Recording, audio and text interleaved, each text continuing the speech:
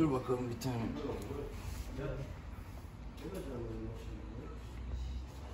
Acısı zaten büyük de.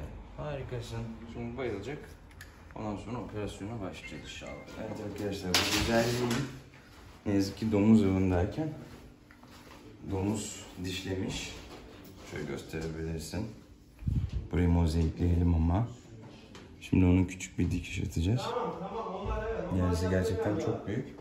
Önce sakinleştireceğiz tabii ki. Bayılmasını istiyoruz. Şimdi onun yarısına küçük bir dikiş atacağız. Çünkü çok derin bir yara. Ve sakinleştirici yaptık ona. Sakinleştiriciyle önce bir bayılmasını istiyoruz ki rahatça dikebilelim. Çünkü derin bir yarası var maalesef. Domuz gerçekten çok ciddi vurmuş. Sonrasında da antibiyotik tedavisiyle devam edeceğiz. Bakalım şimdi 15 dakika sonra tekrar alacağız. O sırada küçük bir muayene yapalım tabii. Evet arkadaşlar, şimdi öncelikle yara çevresindeki tüyleri tıraş edeceğiz.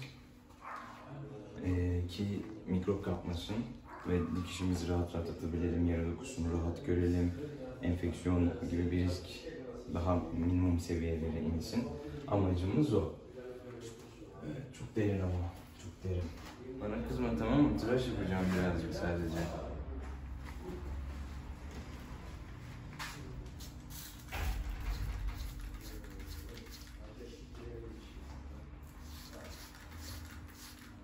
Aferin sana. Aferin sana. Bekle bakalım. Zaten artık az hissetmeye başladı. Kızma, kızma bir tane. Harikasın, bravo sana.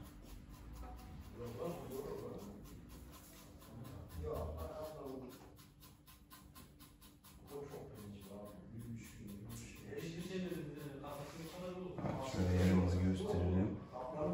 Mozaik koyalım ona tabii birazcık. Tamam, tamam. Geç, acıyor mu hala? Tamam, bekliyorum o zaman.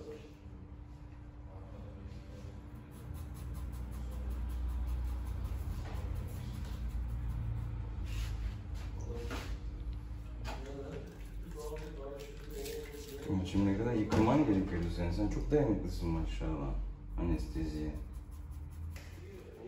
Evet arkadaşlar, şimdi yaranın tıraşını yaptık ve yara bölgesinin temizlik pansumanını yaptık. Birazdan bayıldıktan sonra dikiş işlemlerine geçeceğiz. Gerçekten büyük bir yara. Şimdi buraları dikişlerimizle kapatacağız bakalım. Şu şekilde.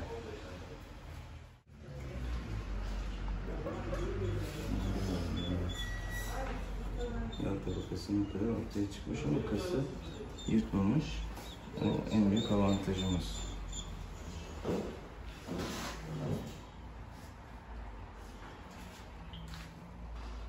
Deri ve deri altı bağ dokusu problemli. Evet. Şimdi sedasyonumu yaptık. Küçük bir lokal anestezi yapacağız ona.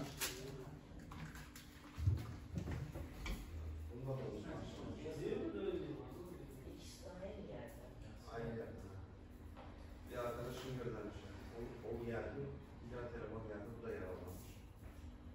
Böyle köpekler var. Onlara bakmayın.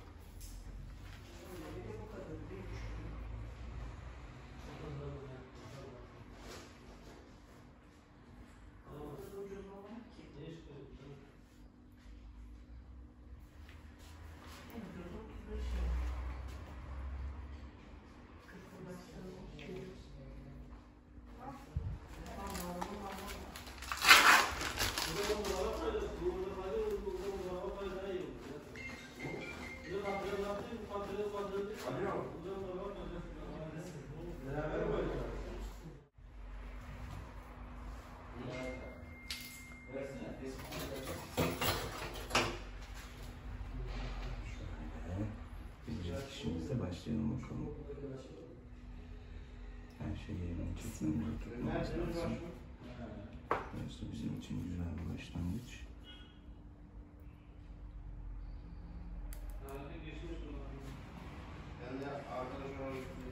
Evet, Şöyle birinci dikişimizi atıyoruz bakalım.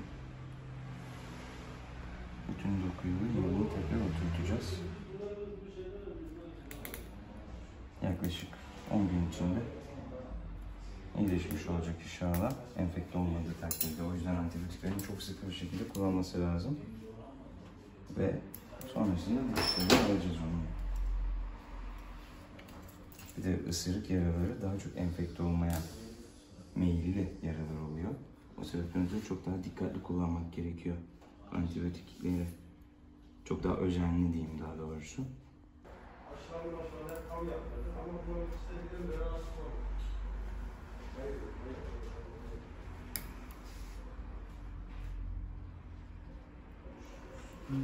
Kızım bir tane. Bravo sana, çok az kaldı. Çok az kaldı. Aferin sana. 2 aylık, 1,5 aylık öyle yapalım. Neden aşılarını tam yaptırdı?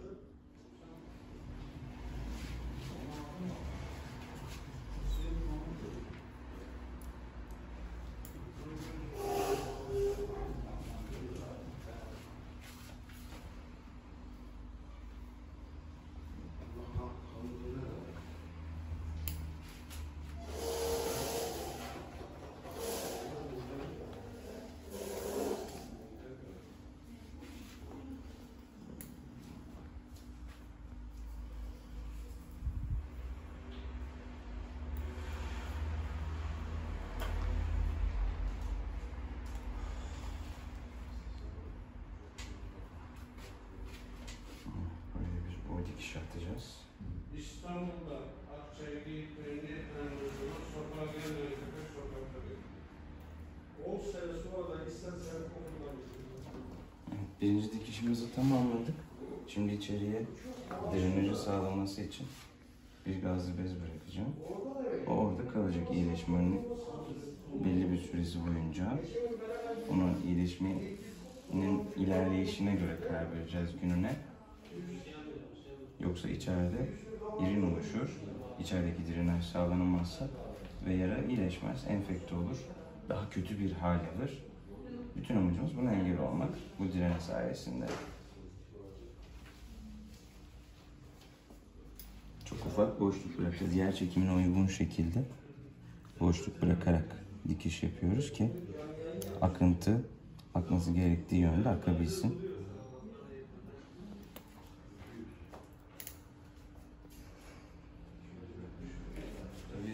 Bu operasyon sonrası ona bir kafalık takacağız. Kafalık takmadığımız takdirde hemen dikişlerini kendi açar.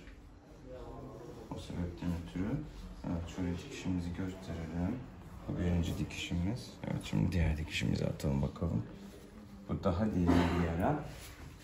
Bununki birazcık daha zor olacak. Evet, şimdi özel antiseptik solüsyonumuzla yarayı güzelce yıkıyoruz. Enfeksiyonu minimum seviyeye çekmek için yapmamız gereken bir şey bu. Ufak yakıyor ama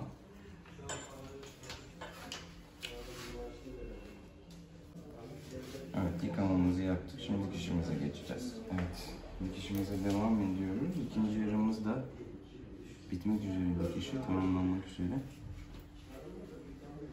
Gerçekten bu birazcık daha zorladı beni. Çok derin bu. Evet arkadaşlar, dikişimizin sonuna geldik. Dikişlerimizi tamamladık. Şimdi bundan sonraki süreç beklemek olacak. Bir Elizabeth kolyesi takacağız ki dikişlerini açamasın diye. Her gün antibiyotik tedavilerini yapılacak. Yara temizliği yapılacak. Dezenfekte edilecek yarası ve pansumanları yapılacak. Onun dışında iç kanamayı kontrol altına alabilmek için ilaç uygulamalarımız oldu. Şimdi onu eve göndereceğiz. İnşallah 10 gün sonra dikişlerini aldırmak için gelecek sadece, değil mi bir tanem? Direnlerimizi koyduk. Dikişlerimizi attık. Şimdi buraları birazcık daha temizleyeceğiz. İlaçlarını süreceğiz ve göndereceğiz ona. Evet, şimdi antibiyotik iğnemizi de yapacağız ona. Hazır mısın dostum? Evet, zaten sakinleştiricinin etkisinde olduğu için çok fazla hissetmiyor. Aferin sana. Bravo sana. Bitti, bu kadar. İyileşeceksin, bu kadar. Evet, kalkabilirsin. Hadi gel. Hadi gel, uyan bakalım. Kalkabilir misin bakayım? Nasılsın şu anda? İyi misin? Kafanı tutabiliyor musun? Dinleneceksin birazcık daha. Aferin benim güzelime. Harikasın sen. Aferin sana. Aferin sana. Geçmiş olsun bir tanem benim. Aferin sana. Evet, uyanması için yaklaşık bir 45 dakikaya daha ihtiyacı var. Şimdi güzelce dinlenince iyileşecek inşallah.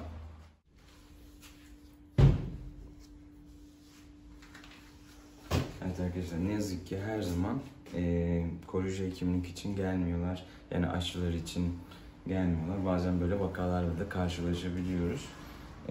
Evet, şimdi dikişten sonraki son halimiz bu. Yaramızı güzelce temizledik. Şimdi güzelce bakımının yapılması kaldı sadece. Gerisi sahiplerine bakalım.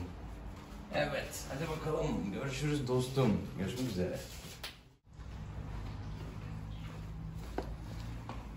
Evet, yoğun bakımdan çıktık, uyandık.